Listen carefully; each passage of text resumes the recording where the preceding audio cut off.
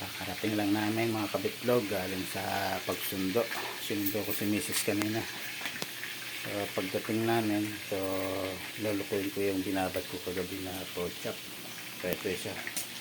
Yo mga kabitlog. Ayan. Yan po yung lulutuin ko ngayon. Para may almusal si Mrs. Yeah. Ay, tabi ko lang to. Mga nagprito na. Magsalang pa ako ulit ng iba.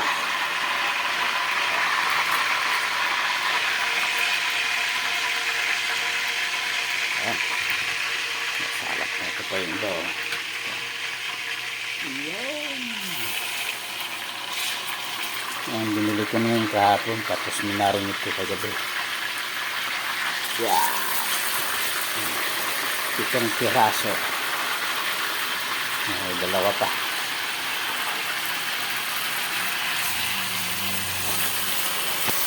Dito ko lang muna sabay igigisa.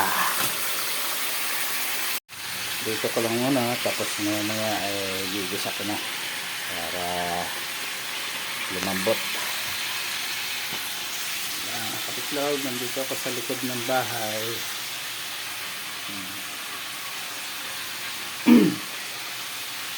Dito ko sa laundry area.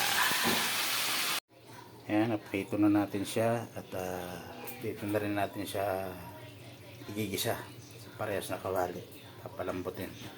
Sisindihan ko siya. Ayan. Lalagay ko na yung bawang. Pagsamasamahin ko na yan.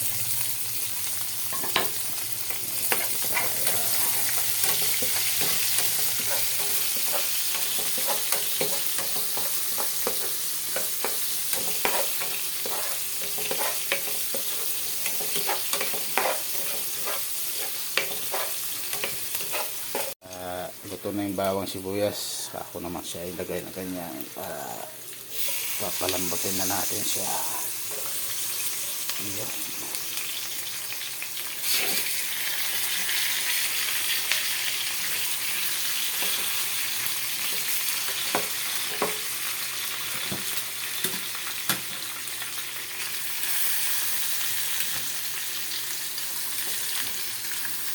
Saan natin ilagay itong sauce nya. Ayan. Ayan mga kabitlog, at dahil malambot na siya, papatong na natin itong hiniwa nating sibuyas na puti. Ayan. Dahil yan din yung magpapasarap dyan. Ayan. Ayan na lang natin na maluto. Takloban muna natin. Ayan. At dahil luto na mga kabitlog, patayin na natin yung gas. Yan. Hangoy na natin, tsaka tayo kakain. Yo, bye-bye.